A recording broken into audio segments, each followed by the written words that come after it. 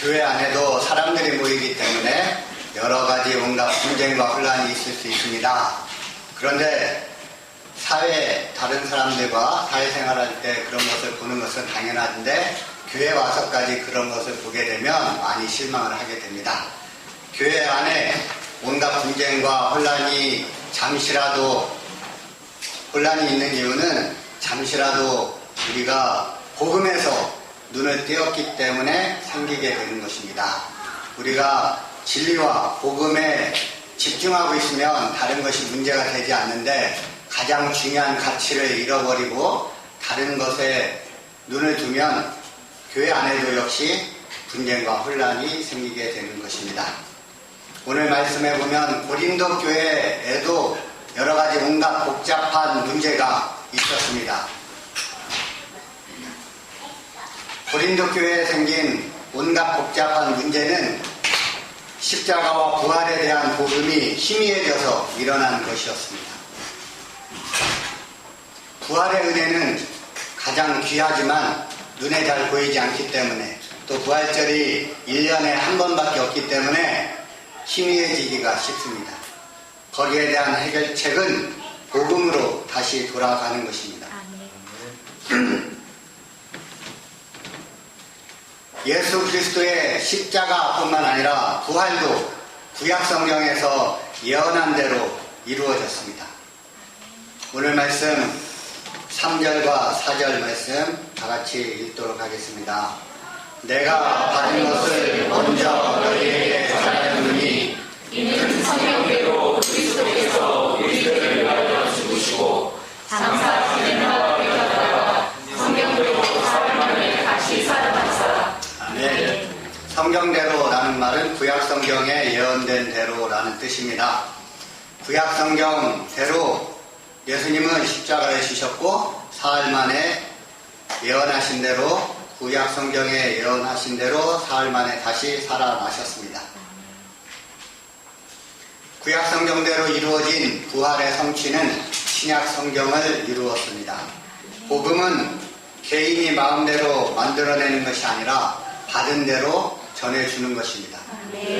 구약에서 신약으로, 신약에서 다시 교회로 전해졌습니다. 마치 릴레이 경주할 때처럼 바톤을 이어서 계주를 하는 것처럼 계속해서 복음은 전해져 왔고 전해지고 있습니다. 그래서 예수님의 부활은 그렇게 우리에게 전해져 왔는데 고린도전서가 쓰여질 당시에 많은 사람이 예수님이 부활하신 것을 목격한 많은 사람들이 그 당시에도 살아 있었다고 바울 사도는 기록하고 있습니다. 부활은 분명한 목격자를 가지고 있는 역사적 사실입니다. 5절부터 마지막 8절까지 목격자들이 나오고 있습니다. 5절부터 8절까지 다 함께 읽으시겠습니다.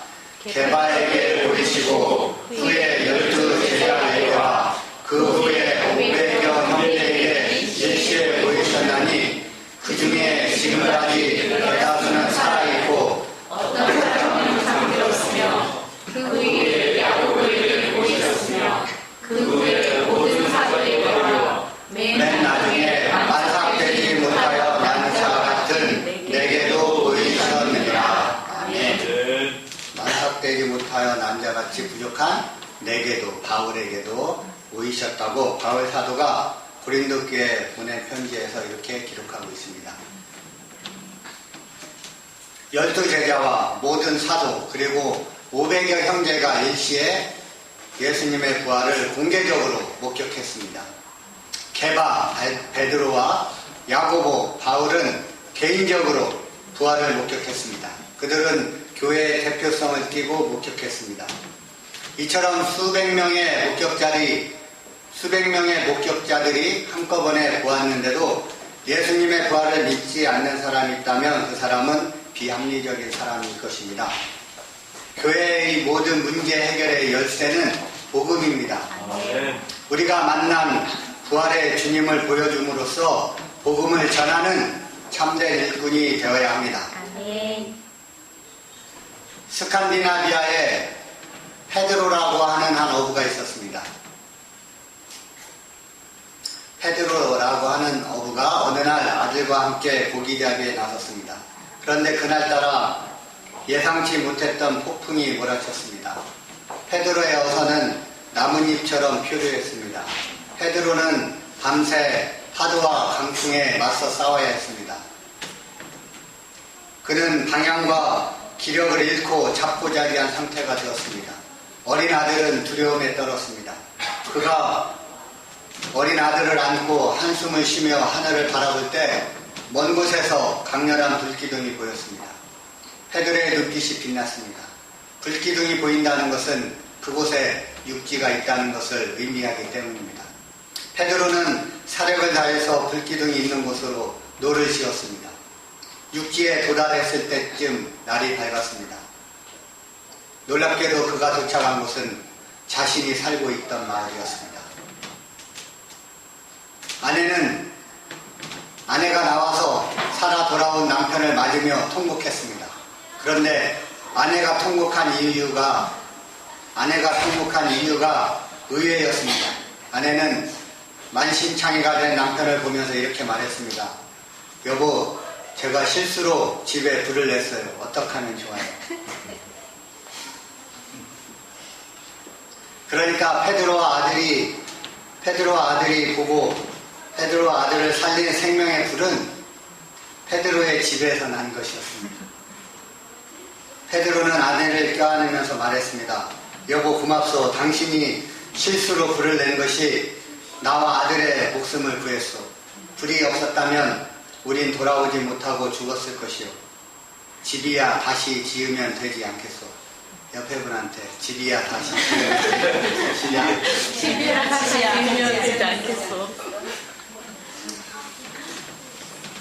대세에 지장 없는 것 같고 너무 싸우지 마시고 신경질 내지 마시고 목숨과 상관없는 것 같고 너무 연연해하지 마십시오. 네. 사소한 거에 목숨 걸지 마십시오. 자존심 갖고 너무 싸우지 마십시오. 집은 다시 지으면 되고 돈은 다시 벌면 되고 다시 하면 됩니다. 네. 아내가 낸 불이 부자의 목숨을 구한 것이었습니다. 부활하신 예수님을 믿는다는 것은 생명의 불을 향해 나아가는 것과 같습니다. 네. 불을 따라 노를 지었을 때 살 수 있었던 것처럼 부활하신 예수님을 믿고 그분께 소망을 두면 구원을 받습니다. 아멘. 그리스도의 부활을 부정하는 가설들이 있습니다. 착각설. 예수님이 부활 안 했는데 부활한 걸로 착각한 것이다. 도둑설. 예수님의 시체를 누군가 도둑질해 갔을 것이다. 환상설. 환상을 본 것이다. 그런 가설들이 있습니다. 그러나 그리스도의 부활은 역사적 사실입니다. 아멘. 예수님의 부활을 만나지 못했다면 예수님이 십자가 지실 때 다 도망갔던 제자들이 끝까지 도망가고 숨고 끝나버렸을 것입니다. 그런데 부활하셔서 숨었던 제자들을 만나주신 예수님이 있었기에 예수님의 부활을 경험했기 때문에 예수님의 제자들은 목숨을 걸고 부활한 주님을 만났다 증거하며 증인으로서 봤기 때문에 봤다고 말하다가 다 순교당했습니다. 봤다고 말하다가 이익을 본 것은 하나도 없습니다. 순교당할 정도로 본 것이 확실하기 때문에 역사적 사실이기 때문에 우리들에게 이 복음이 전해져 온 것입니다. 아멘. 미국의 어느 연구소에는 무신론자들로 구성된 과학자 그룹이 있고 반대되는 그룹이 있었습니다. 무신론자들로 구성된 과학자 그룹은 예수님의 부활은 날조된 학설 내지는 종교적인 맹신이라고 주장했습니다. 그리고 예수님의 부활이 거짓임을 증명하기 위해서 온갖 학설을 내세웠습니다. 그들이 예수님의 부활이 허구라는 학설을 하나씩 내놓을 때마다 그들의 지지자들은 환호하며 박수를 보냈습니다. 그런 반응에 그 과학자들은 자신들의 학설에 확신을 가지고 연구에 전념했습니다. 어떤 사실과 진리를 증명하기 위해 평생 학자의 삶을 산다면 그것은 보람 있는 삶이 될 것입니다. 그러나 사실을 거짓이라고 증명하기 위해 평생을 살아간다면 그것보다 허무한 삶은 없을 것입니다. 무신론자들의 학설에 반대하는 그룹 사람들은 그리스도인들로 이루어진 학자 그룹이었습니다. 이들은 예수님의 부활이 사실이라는 것을 역사적으로 증명하는 일에 자신의 삶을 바쳤습니다. 연구를 통해서 예수님의 부활이 역사적인 사실이라는 증거를 발표할 때마다 믿는 사람들이 늘어났습니다. 이렇게 두 그룹 사이에는 늘 긴장감이 돌았습니다. 그런데 하루는 무신론 학회의 학자와 그리스도인 학자가 한날 세상을 떠났습니다. 그런데 그 둘의 장례식장은 극과 극의 모습을 보였습니다. 무신론 학자의 장례식장에는 슬픔과 어두움만 가득했습니다. 함께 지지를 표명했던 사람들의 얼굴도 보이지 않았습니다. 그러나 부활을 믿는 그리스도인 학자의 장례식장에는 찬양 소리가 가득했습니다. 한 명의 형제를 천국으로 먼저 떠내 보내는 사람들의 환송 찬양이 장례식장을 메웠습니다. 무엇을 믿는가에 따라서 삶의 모습도 달라집니다. 고린도 교회 성도들 중에 죽은 자의 부활을 믿지 않는 사람들이 있었습니다. 예수님은 하나님의 아들이니까, 예수님은 원래 하나님이시니까 부활할 수도 있지만 자신들과 같이 죄 가운데 태어난 사람은 부활할 수 없다고 생각한 것입니다. 게다가 죽은 지 매우 오래된 사람들은 어떻게 되는가라는 현실적인 의문도 있었습니다. 마치 사기 그릇을 깨뜨렸을 때 속히 조각들을 모아도 완전해지지 않고 작은 조각들을 찾을 수 없었던 기억을 떠올리면서 하나님도 죽은 지 오래되어 그 형체마저 알아볼 수 없을 정도이기 때문에 죽은 지 오래된 사람들은 살아날 수 없을 것이다 라고 생각을 한 것입니다. 이것은 하나님의 능력과 권세에 대해 잘못 알기 때문에 생기는 오해입니다. 한마디로 내가 이해할 수 있는 것은 믿지만 이해되지 않는 것은 믿지 않는 사람들입니다. 그러나 성경을 제대로 믿는 사람은 그렇지 않습니다.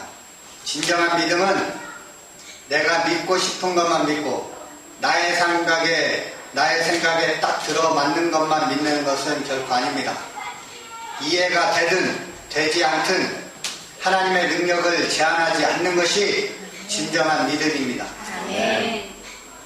하나님의 능력과 지혜가 나보다 더 크심을 알기에 지금은 이해되지 않아도 성경이 그것을 말씀하시면 믿을 수 있는 것입니다. 성경적인 믿음을 갖게 되시기를 바랍니다. 기적은 그 본성이 독특하며 예측 불가능한 역사적 사건입니다. 그와 반대로 과학은 사실들의 주체나 조직적으로 정리된 일반 법칙들의 작용을 보여주는 진리들을 다루는 지식이나 연구의 한 분야입니다. 그래서 기적은 일련의 법칙에 의해 작용하지 않습니다. 기적의 발생을 예견할 방법은 없습니다. 기적의 존재를 증명할 방법도 전혀 없습니다. 기적은 법칙 위에 있기 때문에 그렇습니다. 그래서 과학을 추구하는 사회는 그처럼 비과학적이고 드문 사건들을 판단할 수 있는 위치에 있지 못합니다. 하나님은 자유롭게 일하십니다. 그런 행동은 과학이 알 수 있는 일반 법칙들의 작용 범위 안에서 목격될 수도 있습니다. 그리고 드물지만 특별 목적에 따라 일반 법칙들을 뛰어넘어 행동하시기도 합니다. 그 결과가 기적입니다. 기적이 일어나는 것은 자신을 나타내기 원하시는 창조적이고 사랑이 많은